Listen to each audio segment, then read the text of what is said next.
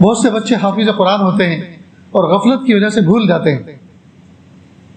اور حافظ قرآن یاد کرنے کے بعد بھول جائے تو اس کی بڑی سزا ہے، اللہ حفاظت فرمائے، بڑی سزا ہے۔ تو یہ عاجز ایسے حفاظ کو کہا کرتا ہے کہ آپ شروع سے دوبارہ حفظ یاد کرنے کی نیت سے ایک ایک دو دو آیتیں روزانہ یاد کرنا شروع کریں، نئے سرے سے قرآن پاک کو محفوظ کرنے کی نیت سے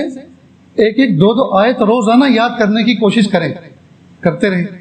اسی حال میں اگر موت آ گئی تو آپ نے تو قرآن پاک حفظ کیا تھا، پھر بھول گئے تھے، اور ابھی تو پورا یاد بھی نہیں ہوا، ابھی تو رکو دو رکو ہوئے، پارے دو پارے ہوئے، پورا تو یاد نہیں ہوا، تو کیا وہ سزا ملے گی؟ نہیں۔ اس کے دوبارہ قرآن پاک کو یاد کرنے کی نیت سے، چونکہ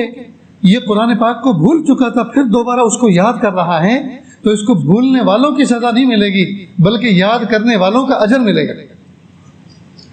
یاد کرنے والوں کی فضیلت ملے گی۔ اللہ اکبر۔ اس طرح سے کریں اور ہمت نہ ہاریں، بالکل ڈرے نہیں، ہمت نہ ہاریں، اس طرح کریں، انشاءاللہ فضیلت والے طالب علم بن کے دنیا سے جائیں گے، جن کے پیروں کے نیچے فرشتے اپنے پر بچھاتے ہیں، سوراخ کے اندر چیونٹیاں اور دریا کے اندر مچھلیاں جن کے لیے دعائیں کرتی ہیں، طلبہ عزیز کے لیے۔ جی اللہ رب العزت وہ مقام اور مرتبہ عطا فرمائے۔ تو دیکھو، یا تو قرآن پاک یاد کر کے جرم کر بیٹھے تھے، ظلم کر بیٹھے تھے اپنی ذات پر، بھول گئے تھے، بھلا دیا تھا، یا دوبارہ تدبیر کی یاد کرنے کی، اور جب دوبارہ یاد کرنے کی تدبیر کرنی شروع کی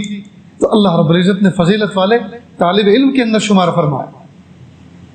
اور اب بھولنے کی سزا کے مستحق نہیں ہوئے، بلکہ یاد کرنے کی فضیلت والے بن گئے۔ اللہ اکبر۔